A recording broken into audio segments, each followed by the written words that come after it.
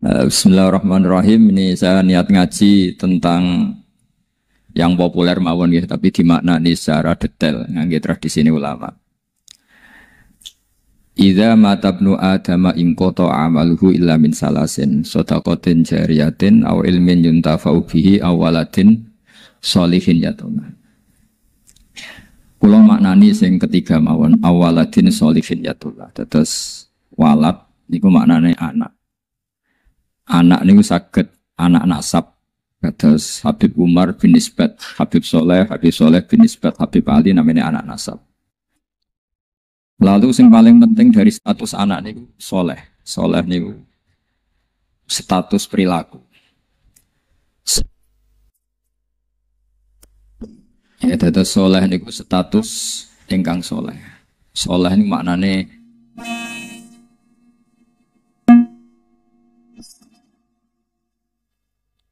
soleh niku maknane ingkang layak. Yat ulah nembe wonten sifat kedua ingkang dongano. Terus pertama nu sementing soleh. Dikata saniki niku tiyang mendoakan orang tuanya, tapi mboten enten status soleh, rapati mandi. Jadi ini yang perlu diperhatikan. Jadi status soleh itu kita dapatkan dulu, baru yat ulah. Sekarang do menculot. Anake do rapati soleh terus ndonga sakjane rapati mandi. Nah ini Habib Ali bejo, anaknya dijinakno soleh, ya soleh tenan. Jadi ini pun niku nama merger nih, jadi soleh kamil. Tapi ngeten ya, kalau pesan karena Habib Soleh mulai kecil sama saya, sama-sama ngaji di Bahbun. Orientasi terbaik saking sunnah nabawiyah, gini ku keberlangsungan. Terus kalau sering belajar tentang kitab-kitab samawi, kitab-kitab sing diriwayataken beberapa ulama ahli kitab sing pun disahkan kalian ashabu Rasulillah sallallahu alaihi wasallam. Niku riyen Nabi Ibrahim niku pertama dadi Khalilur Rahman. Kekasih Allah Khalilur Rahman. Niku mergi piyambake nu tersiksa. Tersiksa protes. Terus kadang tiang saya niku kudu protes. Tapi protes bukan kita demo. Protes itu tidak harus demo, protes. Ya Allah, dunia ini tidak fair. Engkau yang Tuhan, engkau zat yang begitu penting, engkau zat yang menciptakan langit dan bumi, engkau zat yang memberi rizki, yang bikin air, bikin oksigen, semua kebutuhan manusia, kemudian mereka tidak kenal engkau. Ini tidak fair. Jadi beliau itu tiap malam itu ngumpat. Ini enggak fair dunia ini. Engkau yang begitu penting, pencipta langit bumi, engkau begitu penting yang menciptakan air, menciptakan kebutuhan manusia, kemudian mereka tidak kenal engkau, ini tidak fair. Ini tidak benar. Jadi sering marah. Karena sampean nggak bisa bayangkan kan apapun hebatnya presiden atau menteri atau rektor atau kiai terus nang desa nggak dikenali statusnya diundang lek apa yang dilek itu gak keren belas. Karena ya sama kan, misalnya Habib Soleh Alatos, muridnya Said Umar punya Mbah Mun terus nang desa diundang pening dilek itu kan gak keren belas. Awal dari keren tetap dikenal. Nah kemudian orang itu tidak kenal Allah. Makanya terus beliau sujud berkali-kali, ya Allah, sama siapa munajatnya beliau. Innahu la yahzununi alla ara ahadan fil ardi ya'buduka ghairi.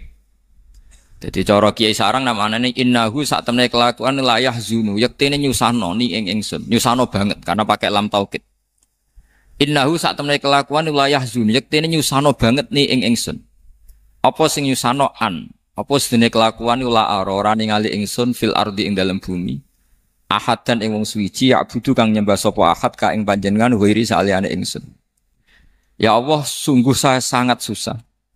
Karena engkau zat yang begitu penting, kemudian yang tahu kalau engkau Tuhan itu hanya saya. Sampean ngenes enggak misalnya ada orang melihat saya itu Umar Hafid kemudian tidak tahu kalau beliau orang alim. Sampean sebagai muridnya ngenes enggak? Ngenes kan? Ada orang memperlakukan Mbah Mun tidak tahu kalau beliau seorang alim alama. Kita sebagai santrinya ngenes enggak? Ngenes. Lah ini Allah yang Tuhan, kemudian orang tidak ada yang memperlakukan dia sebagai Tuhan. Bahkan nyebut saja tidak mau. Itu ketersiksaannya Nabi Ibrahim. Kalau kita kan tersiksa mergo di duwe, ora payu rabi, terus sing wis payu rabi ra iso wayo, ya gitu ya. Macam-macam kesulitan. Itu jadi apa jadi wali itu sudah berat. Karena orientasinya agak tentang Allah tapi tentang diri sendiri. Ana sing susah proposal ragu ya Mas Angkop. Macam-macam. Artinya Nabi Ibrahim itu orang yang benar-benar Khalil Rahman. Beliau tersiksa ini karena dunia dianggap gak fair. Masa Allah zat yang begitu penting kemudian mereka nggak tahu. Maka awal dari nubuah itu apa? Menaukan al-i'lan, mempermaklumatkan Allah di alam raya ini. Makanya nggak ada nabi kecuali memaklumatkan diri. Saya dulu awal-awal Habib Soleh mau nyai saya bilang, orang alim itu harus ngaku kalau alim. Habib juga harus ngaku kalau Habib. Yang orang miskin tidak usah ngaku sudah konangan. Wong elek ora usah ngaku wis kata ora elek. Sudah. Karena agama ini pertama yang menolong itu memaklumatkan. Sehingga pertama Nabi jadi Nabi dari Gua Hira, pertama apa? Cara saiki nggih kira-kira memaklumatkan. Tapi reso dibahasano jumpa pers. Tapi yang jelas pertama yang dilakukan Nabi setelah di Gua Hira apa? Memaklumatkan diri kalau beliau adalah Nabi. Sehingga dikumpulkan semua, terus beliau memaklumatkan diri kalau saya ini Nabi. Karena nggak ada artinya Allah kalau tidak dimaklumatkan. Terus makanya di Quran itu kalau menyebut Allah atau menyebut kebenaran selalu dimulai dengan kata fa'lam. Harus dimengertikan. Kita ngerti kemudian mengertikan ke orang lain. Makanya saya sering dulu bilang ke Habib Soleh, nggak boleh orang soleh menyembunyikan diri. Karena nanti kalau orang-orang soleh menyembunyikan diri, sing zuhara ala wajhil ardi adalah sesuatu yang nggak benar. Coba misalnya gini ya, orang bisa terhibur lewat dangdutan, terhibur lewat maksiat. Sementara orang nggak bisa terhibur lewat Thala al-Badru alaina, asyraqal qanub tihaja dan sebagainya. Maka orang-orang soleh adalah orang yang bisa memaklumatkan Allah, memaklumatkan Rasulullah, memaklumatkan Quran dan supaya itu diterima. Karena awal dari orang terima itu tahu dulu. Nah ini tahu saja ndak. Makanya Nabi Ibrahim susah, ya Allah, engkau zat yang begitu penting kemudian tidak diketahui. Ini apa-apaan, enggak fair. Akhirnya Nabi Ibrahim diangkat sebagai Khalil Rahman untuk menaukan atau untuk memaklumatkan Allah Subhanahu wa ta'ala. Nah sebelum itu beliau dihibur. Diterbangkan ke langit, ke alam malakut. Kamu susah ya, kenapa susah? Karena zat sepenting engkau kemudian tidak ada yang menyembah. Terus dijak ke alam malakut. Ditunjukkan sekian juta malaikat, sekian ribu malaikat, semuanya membaca tasbih takbir. Ibrahim senang. Oh ternyata sing seneng jenengan banyak. Loh coba kalau kita punya kiai kayak Mbah Mun, semakin yang seneng banyak kan semakin kita senang. Kalau nggak ada yang tahu kan kita tersiksa. Makanya ini penting sekali. Jadi pertama agama ini seperti ini itu barokahnya dingertikan, dimaklumatkan. Saya ini orang yang fumul itu menutup diri betul, kecuali bab ngaji. Saya kalau ngaji terbuka. Sampai saya tidak tahu apa ada yang streaming, apa direkam, saya tidak tahu. Pokoknya saya satu-satunya saya mau terbuka itu pas ngaji. Dan saya pede karena dulu ngaji saya benar. Saya tanya Mas Akom, sebetulnya kalau sampean mau mulang terbuka bagus. Potensinya dua, konangan alimnya atau konangan. Ya resiko terbuka kan itu Pak. Konangan alimnya. Nah daripada potensi yang kedua, terus nggak mau ngajar ya, fumul. Syaratnya wali ku fumul. Oh, fumul itu nggak menampakkan. Memangnya mau menampakkan apa kalau nggak bisa apa-apa kan? Jadi saya tidak tahu itu fumul apa bagian dari pengamanan diri. Apa Mas? Apa? Aim. Jaga image. Jadi Nabi itu pertama yang dilakukan apa? Memaklumatkan kalau Allah itu Tuhan. Jadi ciri utama orang soleh itu kalau kebenaran tidak mendominasi bumi ini. Jadi ciri utama orang soleh itu seperti itu. Makanya kenapa saya milih manhaj. Tentu Habib Soleh tidak harus niru saya karena antar orang alim tidak boleh saling mengikuti. Tapi juga seterusnya nggak boleh saling ganggu. Saya itu ngaji di mana-mana itu guyon. Karena bapak saya suka guyon, Mbah Mun suka guyon. Alasannya bapak dulu sederhana. Orang sudah nyari hiburan dengan maksiat. Sehingga agama ini harus membawa keceriaan sosial, membawa keceriaan hati. Karena Allah ngendikan kul bi fadlillah wa bi rahmati fa bidzalika falyafrahu. Orang tuh harus senang dengan kebaikan. Orang happy dengan Thala al-Badru alaina, happy dengan manaqibul akhyar, dengan fadhailul akhyar.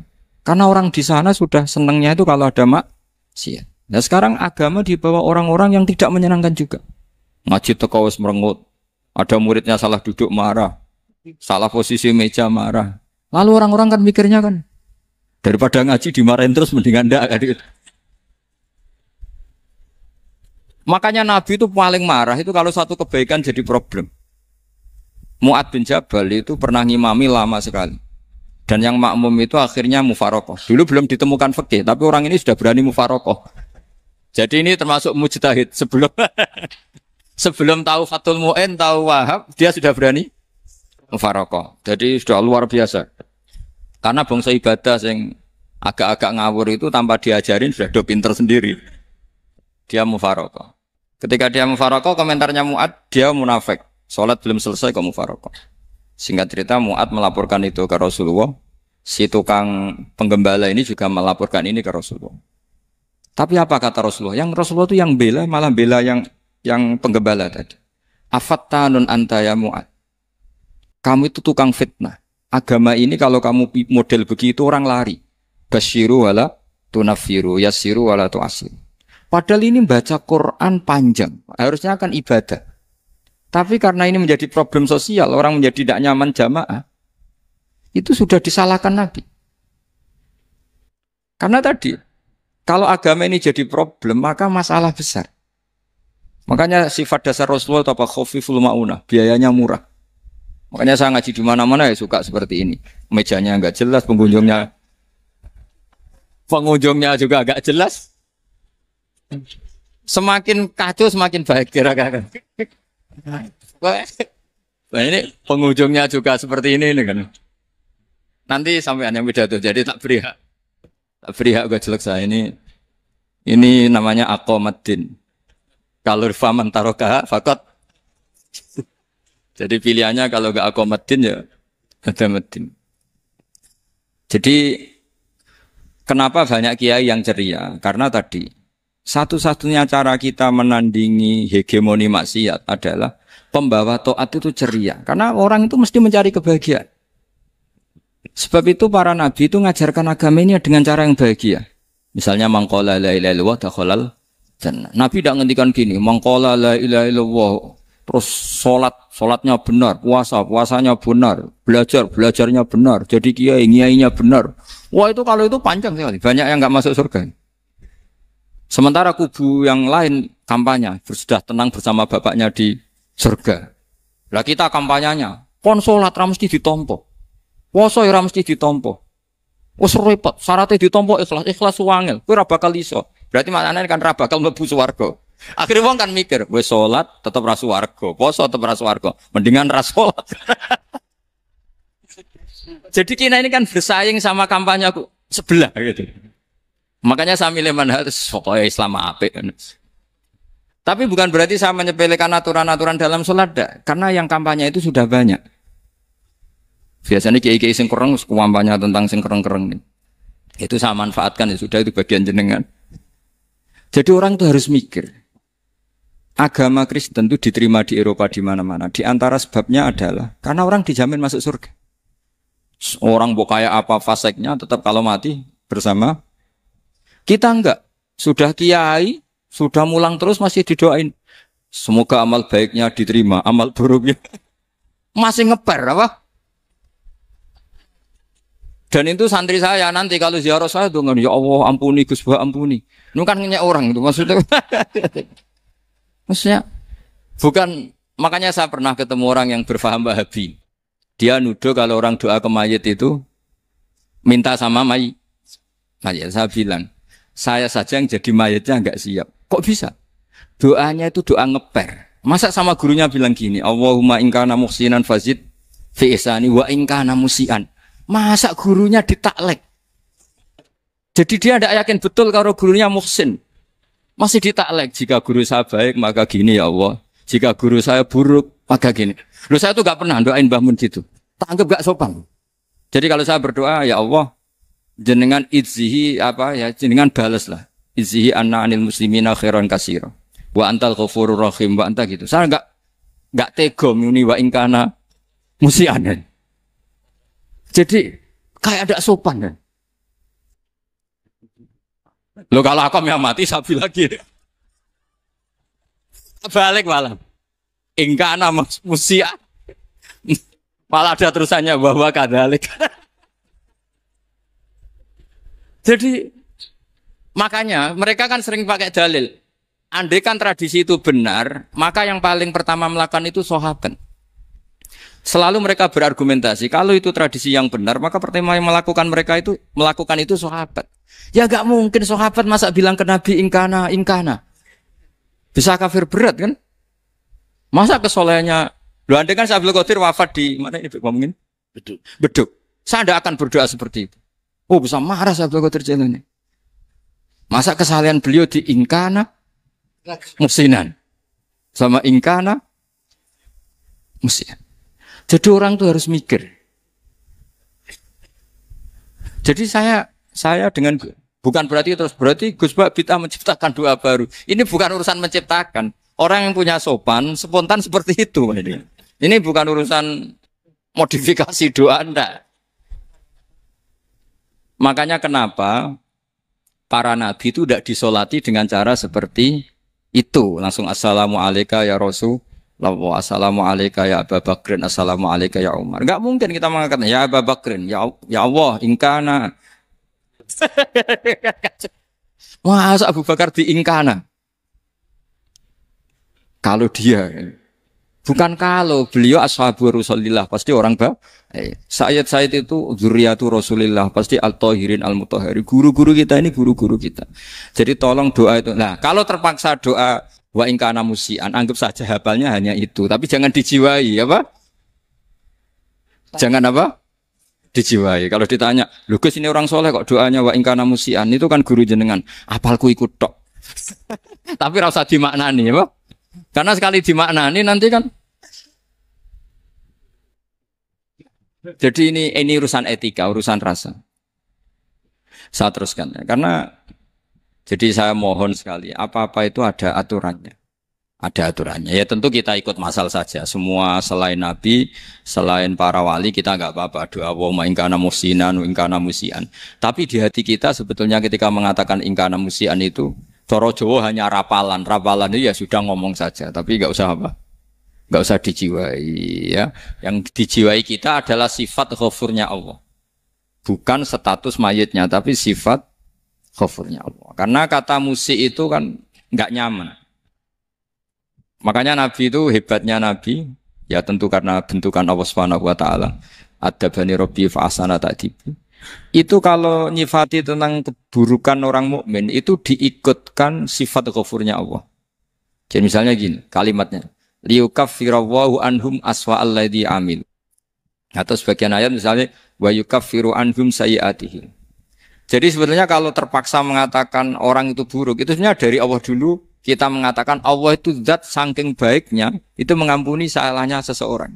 Jadi nyifati Allah dulu, Allah saking baiknya, itu mengampuni salahnya orang-orang baik. Karena orang-orang baik juga manusia, Ustadz juga. Tapi lebih ke nyifati ke Allahnya. Kalau kita kan enggak, lebih tertarik nyifati mayitnya. Sehingga kita di hati itu, mayit kira tak jalan sepuro tuntas kayak gitu. Jadi, kalau di Quran tidak seperti itu. Jadi kita lebih mensifati Allah itu Ghafur, Afuwun Karim.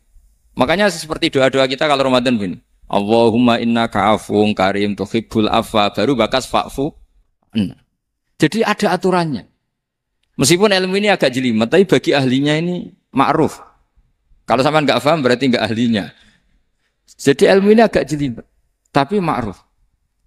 Nah, sehingga Rasulullah, kalau kita meyakini syafaatul Rasulullah SAW, itu cara berpikir harus kita balik. Misalnya begini, wong Islam nakale ngono, penggaweane maksiat kok disyafaati Kanjeng Nabi kurang penggawean. Caranya berpikir jangan gitu. Kalau gitu kayak mari mangkel, wong nakale ngono kok untuk syafaati Kanjeng. Tapi cara berpikir gini, syafaatul Rasulullah itu wasi'ah, luas sekali. Syafaatul Rasulullah ghairu munhasirah, tidak terbatas. Syafaatul Rasulillah itu lebih sakti ketimbang dosanya umatnya. Semua ulama dulu kalau nyifati Allah juga gitu.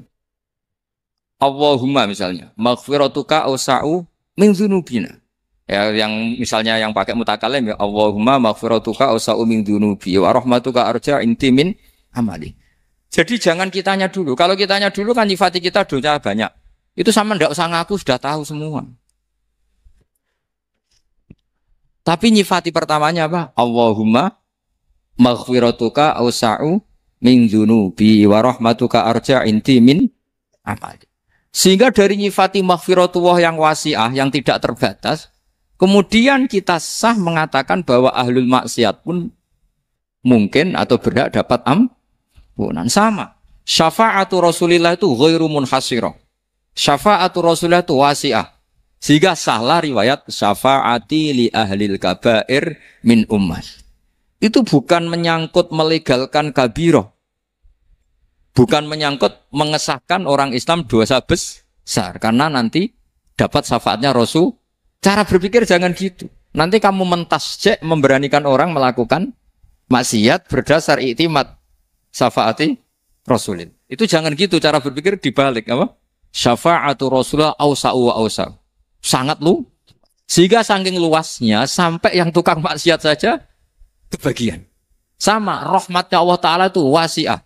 Rizkinya Allah ya wasi. Sampai wong nganggur ya iso mangan ngono. Lah begitu juga rahmatnya Allah Ta'ala itu wasi'ah. Sampai wong sing sumpek utange akeh ya iso guyu ngono. Lah iya.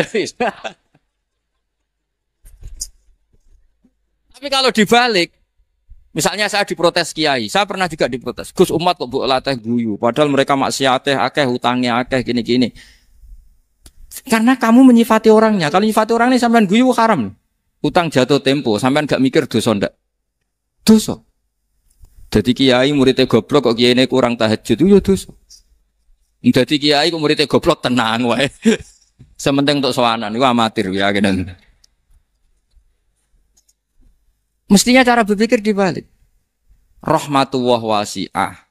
Rizkuhu ya wasi', fadluhu wasi'. Sampai wong sumpek wae iso guyu. Sehingga kita ini sudah objek. Loh kita ini tidak subjek. Di alam raya ini kita tidak subjek. Tapi apa? Objek. Makanya saya berkali-kali mengatakan. Mbok kayak apa sumpeknya kita. Tetap wong iso guyu. Karena apa? Allah mensifati dirinya. Wa annahu wa adhaka wa abka. Allah itu adhaka zat yang memberi orang iso guyu. Wa abka lan zat yang maring wong iso nangis. Karena sifatnya Allah Ta'ala pasti nafidah. Sifatnya Allah Ta'ala pasti terjadi. Dan kita objek.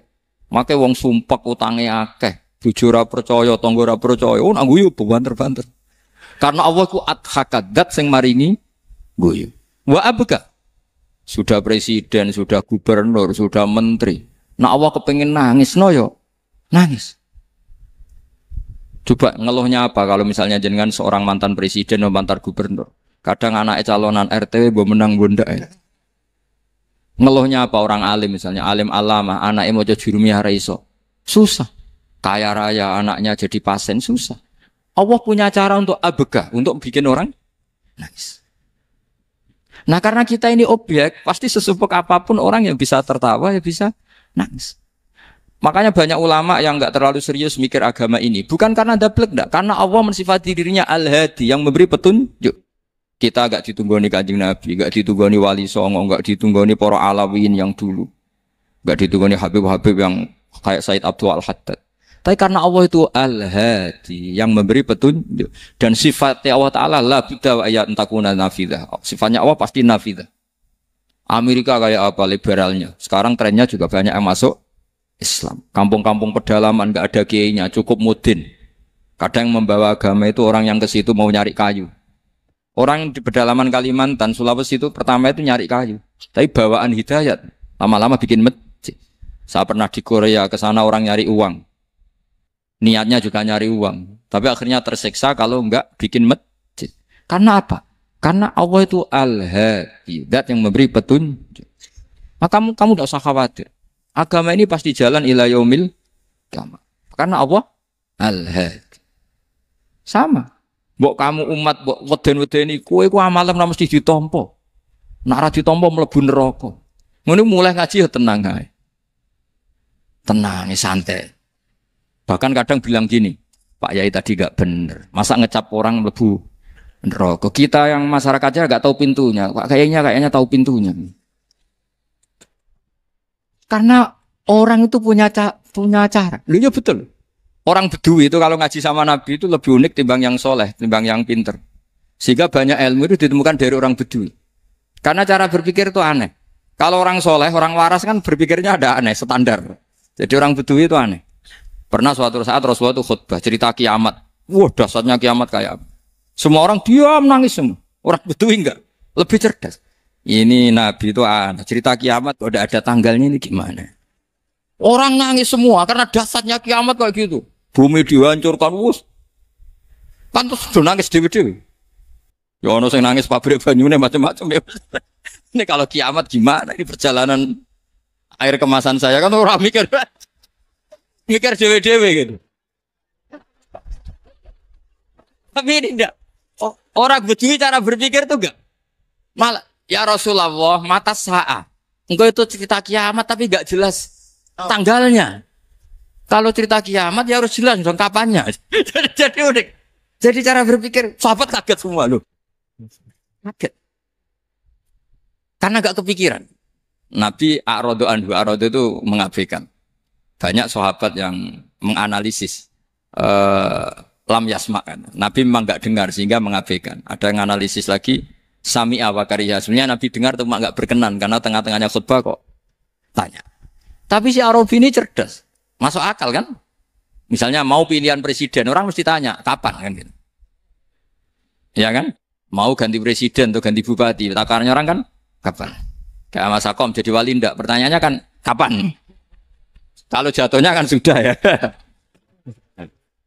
Sehingga tanya, mata sa'ah ya Rasulullah. Lama-lama Nabi diangen-angen. Bener juga orang ini. Saya cerita kiamat kok gak jelas kapannya. Ini Nabi menjawab. Tapi karena Nabi orang-orang yang sangat pinter, tanya balik. Ma'atat talah. Lalu kalau kamu berani tanya kiamat kapan, saya tanya balik. Ya persiapan kamu apa? Jawabnya santai saja. Fawwah ma'atatullaha kabira sholatin wala siyamin walakinni uhibbuka ya Rasulullah. Saya enggak menyediakan apa-apa, salat saya biasa aja, maksudnya standar. Ya kira-kira 5 waktu pas. Ya jenis saya lah kira-kira gitu. Wala kabira siyamin dan saya puasa ya standar saja pas. Walakinni uhibbuka ya Rasulullah. Tetapi saya mencintai engkau ya Rasulullah. Jawabannya Nabi apa? Almar'u ma'aman ahabba. Sebagian riwayat anta ma'aman ahbabta. Jadi hadis itu populer tuh barokahnya wong desa tadi. Andai kan dia punya etika maka sowan dulu tanya 4 mata. Itu jadi hadis ahadi. Tapi barokahnya dia selonong di depan umum. Zaman Nabi khutbah itu jadi hadis mutawatir. Jadi kadang barang baik itu barokahnya orang yang enggak baik. Maksudnya su'ul adab. Tanya gitu kan su'ul. Tapi itu barokah. Akhirnya hadis itu mutawatir. Karena didengar ribuan sahabat yang mendengarkan khutbahnya Rasulullah. Tapi kalau hadis itu satu-satu kan. Khossoni bidzalika Rasulullah. Khossoni bidzalika Rasulullah. Itu nanti jadi hadis ahadi. Yang kualitasnya jauh di bawah hadis mutawatir. Jadi barokahnya orang su'ul adab itu ya ada. Karena Allah yang mendesain ini. Akhirnya kata sahabat, kata Anas bin Malik. Mereka itu mangkelnya bukan main sama Arabi tadi. Karena tanya gak sopan sama Rasulullah. Tapi setelah Nabi jawab, Almar'u ma'aman habba, fama farihu bisyai'in farohahum bidzalika badal. Mereka tidak pernah senang dengan hadisnya Nabi. Sesenang riwayat, Almar'u ma'aman ahabba. Barokahnya Arabi. Bedui. Makanya saya sebagai kiai ini, Bedui saya tak pertahankan ila yaumil qiyamah. Karena umat ini pernah terbarokahi oleh orang apa? Bedui. Barokah su'ul adab tadi. Jadi mohon ini supaya majelis ini kan majlisul ilmi Rasulullah coba terlatihlah mengatakan Allah itu subjek, Allah itu al-fa'ilul mukhtar, Allah itu al-fa'ilul mukhtar, Allah itu yang menentukan alam ini. Dan Allah mensifati dirinya wa annahu huwa adhaka wa abka. Allah itu zat yang memberi orang itu bisa tertawa. Dan Allah juga yang memberikan orang itu bisa menangis. Mbok kayak apa kamu neror umat? Wah, amal enggak mesti diterima gini-gini.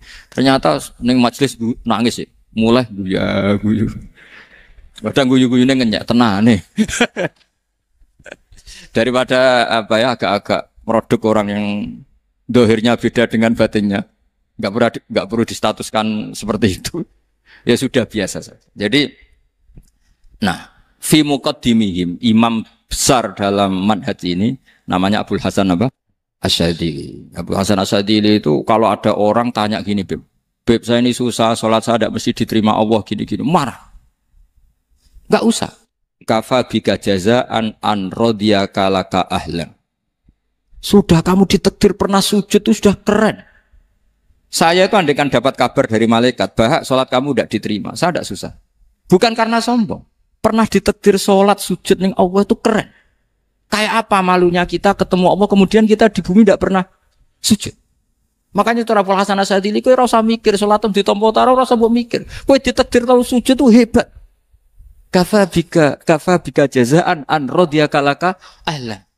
Cukup kamu mendapat balasan dari Allah, kamu pernah ditakdir sujud. Gak perlu ngaji alim alamas, gowo sawi ngalor ngidul jalalain keren. Paling gak malaikat pernah melihat kamu, gowo tak kitab kuwedi. Gak penting pahammu gak penting. Karena isra bakat paham Mas. Jadi Abul Hasan Asyadzili adalah orang yang dan itu Al-Hasaniyah dan itu Al-Hasan. Makanya macam-macam kita yang Al-Husaini sudah kita punya Faqih Muqaddam, punya banyak.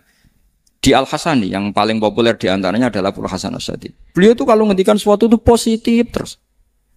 Termasuk itu ketika ada orang resah sholat saya diterima ndak, kata beliau, wes kowe sing sempurna, ditakdir tahu sujud. Saya itu sebetulnya kadang-kadang yang miris, wes sholatku tompo ta ora, tapi saya sangat sadili. Sangat-sangat sadili. Saya enggak pernah berdoa ya Allah, ibadah kami jenengan terima ndak, karena takut kalau doa gitu keterusan itu terus ditompo ora ya. Akhirnya keterusan gitu. Akhirnya ngenes. Masa orang pernah sujud ngenes? Lama-lama gini setan masuk. Apa artinya saya sujud ternyata gak diterima? Lu wong kawula kok iskal tentang pernah sujud. Itu kan ibarat gini, kamu ngasih uang sama orang tua kamu.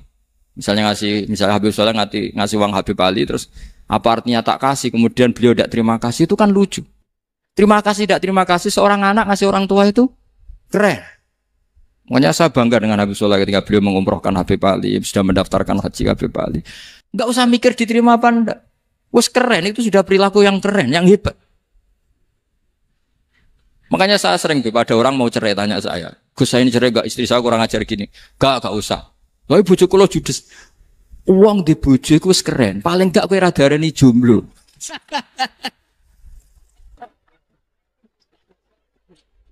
Oh, diarani duda ora enak. Wes luwe sabar di diarani duda mek diarani bojo judes. Enak bojo judes cek gagah. Di bojo lah. Oh, provokator itu. Jadi kafabi jazaan an radiyaka laka ahlan. Sudah ditakdir pernah sujud itu sudah keren. Dulu ulama ala hadan nampak. Ulama dulu cara berpikir seperti itu. Makanya ulama dulu kalau nafsiri wasjud waqtarib sudah pernah sujud. Di Quran enggak pernah.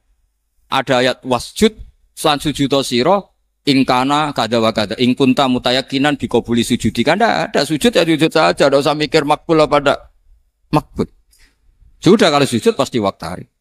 Terus saya sebenarnya ya sebagai orang ya kadang wedi, salatku ditampa ta ora. Tapi kalau keterusan nanti ada was-was yang mengatakan opo artine sholat. Lu tuh kan ngeri seorang hamba sing uripe ning bumine Allah kemudian menyoal pernah sholat hanya karena takut gak diterima. Itu kan geblek banget. Biasa jenis kiai yang di partai itu. Saya enggak tahu kalau keneng dikom. Sediumat masa kamu gak ada keren iblis. Jadi, nah nanti kalau misalnya ada manhajnya Habib Soleh yang tidak seperti itu tidak apa-apa. Mungkin supaya orang nggak takabur, nggak fakhr. Sehingga makanya mulai dulu lama itu ya partainya kalau nggak rojak ya khauf. Nah saya ini yang terang-terangan ikut partai rojak saja, Pak. Partai rojak. Karena banyak yang sudah di partai khauf. Tapi saya rojak yang bil ilmi tadi. Makanya Sayyidina Umar radhiyallahu anhu itu yang namanya sama sujud. Saya itu punya kitab. Habib Soleh pernah tak tunjukin tulisan tangan saya.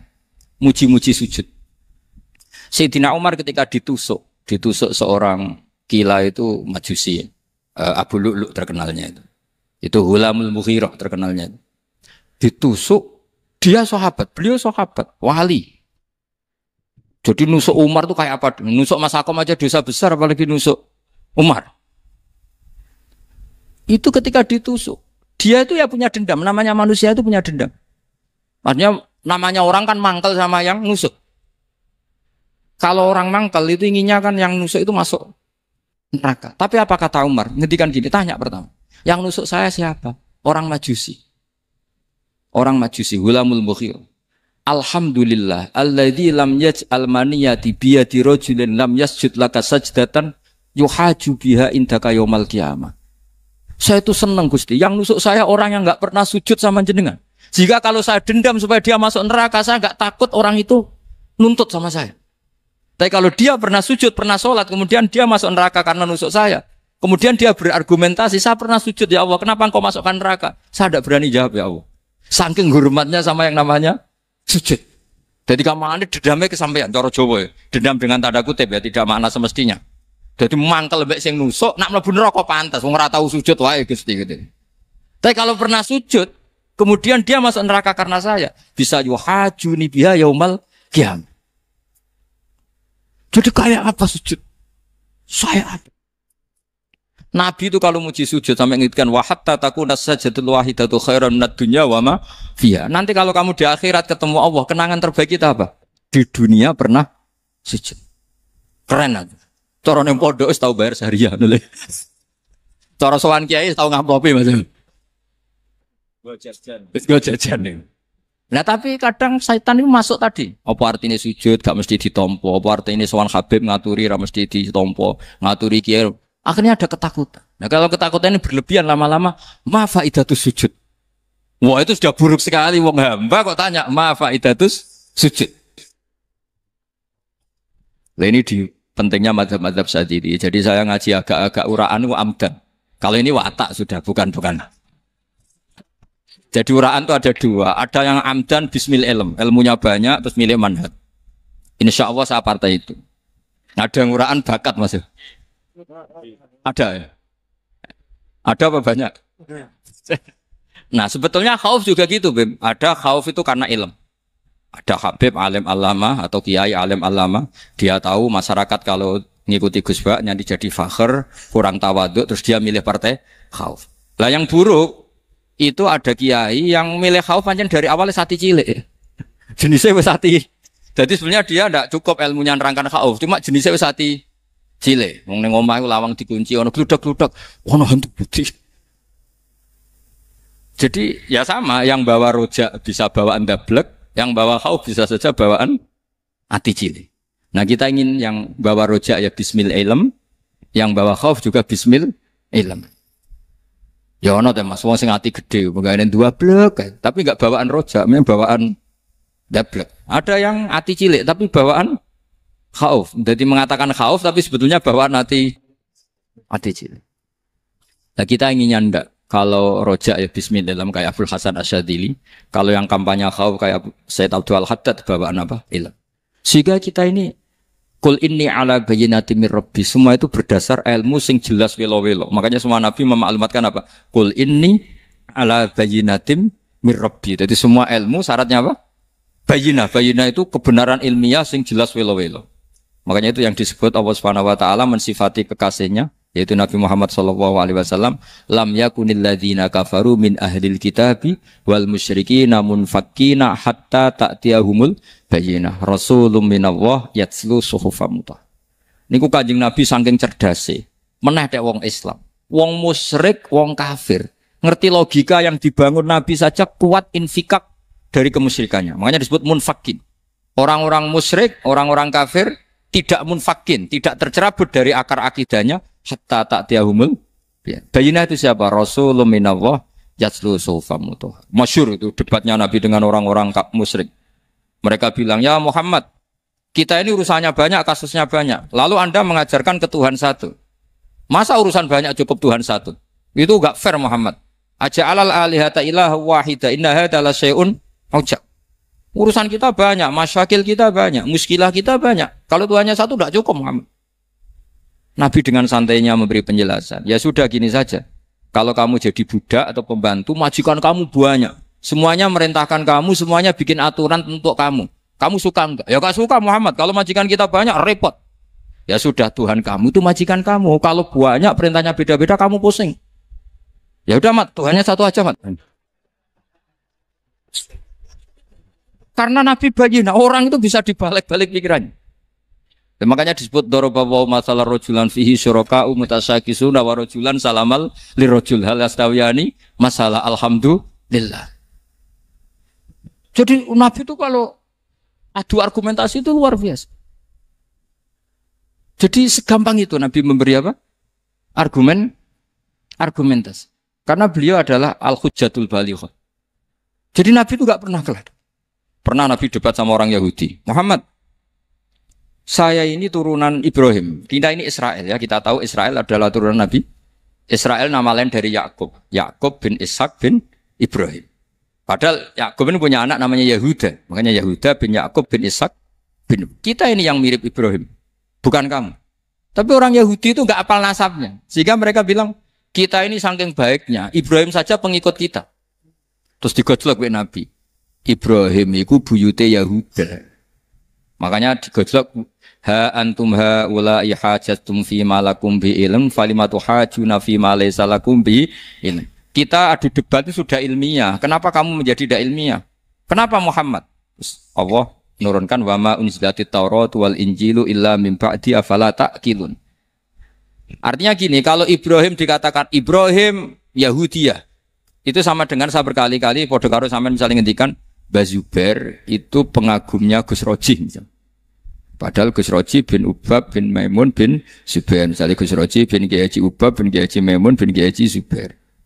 Nah Ibrahim itu kan Yahuda bin Yakub bin Ishak bin Ibrahim. Terus mereka bilang Ibrahim itu pengikut Yahudi. Itu kan kebalik-balik.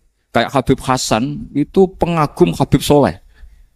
Kan Habib Hasan rohnya, ini gimana ini sih mbahnya kok dianggap. Nah, sehingga orang Yahudi ketika Nabi berdebat, beda dengan Nabi Muhammad SAW. Ketika ditanya, kenapa kamu yakin agama Tauhid? Millata abi. Karena ini agama nenek moyang saya. Millata abikum apa? Ibrahim. Jadi jelas. Akhirnya orang Yahudi ngerti. Ya kan sama dengan mengatakan tadi, Pak Karno itu pengagum Puan Maharani. Kan aneh. Aneh gak kalimat itu? Mbah Hasyim Asy'ari itu pengagum Gus Dur. Gak lucu. Itu debat. Jadi Nabi itu orang yang bayinah. Bayinah itu kalau menerangkan kebenaran itu bahkan orang kafir pun bisa infikab, bisa munfakin, tercerabut dari akar kekafiran. Nabi itu mudah sekali merubah logika. Makanya di Quran sering ada kata aro'aitum. Karena memang tadi. Nah saya mohon apapun pilihan Anda rojak kayak Abdul Hasan Asadili tadi.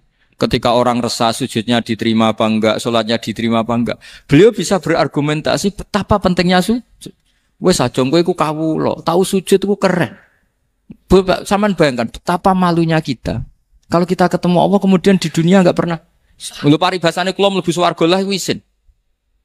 Mlebu swarga, tapi ning donya ora tahu. Isin.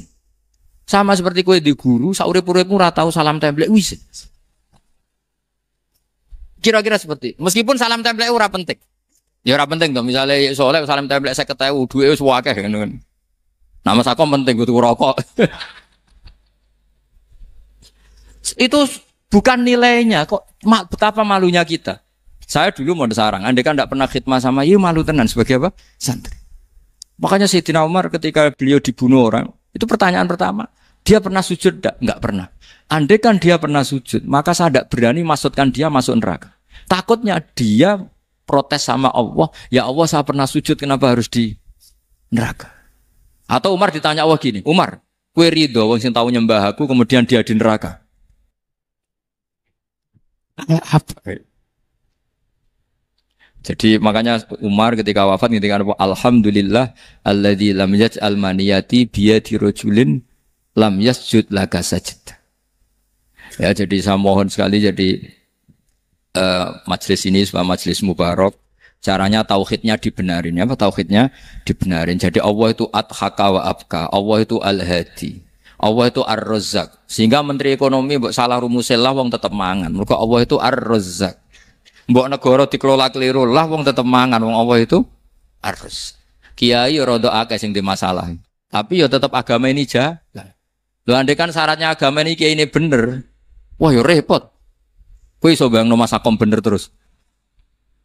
Tapi agama ini berkali-kali coba di TV itu banyak nyun sewu, ada ustadz, ada kasus apa, ada kiai, kadang ada masalah hukum. Agama ini jatuh enggak masalah. Padahal di TV sudah dinasionalkan kan, ada kiai terlibat kasus hukum atau ustadz tertangkap karena melakukan apa gitu. Tapi enggak ngefek karena agama ini bihifdzillah wa biriayatillah. Sama. Negara mana-mana kadang manajemen ekonominya enggak jelas, tapi masyarakat ya makan karena Allah Razzaq. Sama, aku kancanan Mas Akom ngeluh, tapi Allah adhaka, akhirnya iso guyu. Padahal orang untungnya belas kancanan dede. Tapi karena Allah itu adhaka. Nah kita dengan istri yang kita cintai, dengan keluarga, kadang yang nangis.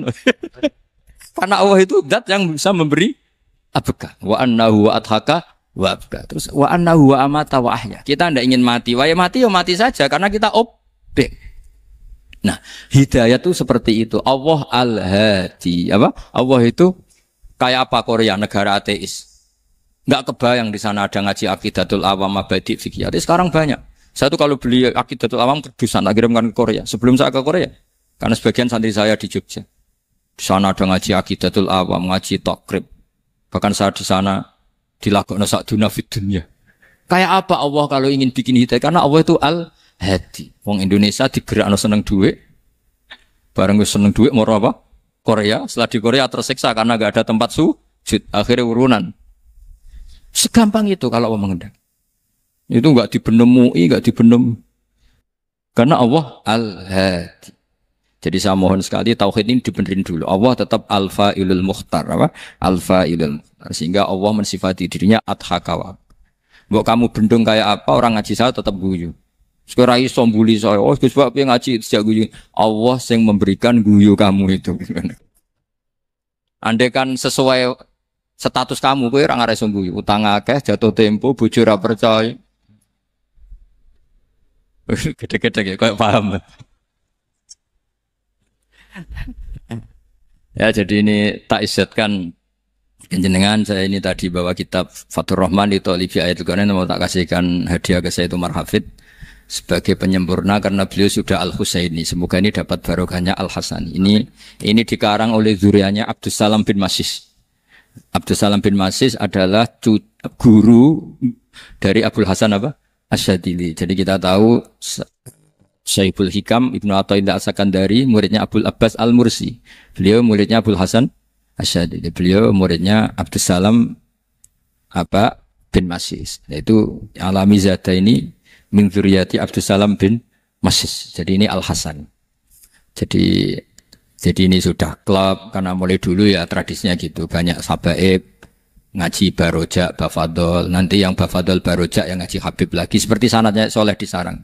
Ya Soleh ngaji Bahmun, tapi Bahmun ngaji Sayyid Alawi Sadat, ya ngaji Sayyid Zaini Dahlan. Nanti setelah Sayyid Zaini Dahlan ngaji Ajam lagi Usman Adim Yati. Jadi ya biasa mulai dulu silsilah ya seperti itu. Jadi seperti dulu Ibnu Abbas termasuk Qorobatul Rasulillah. Jadi dulu Qorobatul Rasulillah itu Bani Hasyim sama Bani Muttalib. Tapi kalau sekarang ya tentu para Sadat, para Habaib. Dulu biasa Ibnu Abbas ngaji ke Zaid bin Sabit. Itu Ibnu Abbas yang mencium tangannya Zaid bin Sabit. Tapi Zaid bin Sabit juga mencium tangannya Ibnu Abbas karena karobati Rasulullah Shallallahu Alaihi Wasallam. Jadi saya mohon semuanya itu insaf bil ilm, ya, insaf bil ilm. Kayak tadi munfakina hatta ta'tiyahumul bayin. Jadi bayina itu orang yang kalau menerangkan itu memberi penjelasan sing jelas welo-welo. Itu siapa? Rasulun minallah yatslu suhufam mutahharam. Beri Al-Fatihah.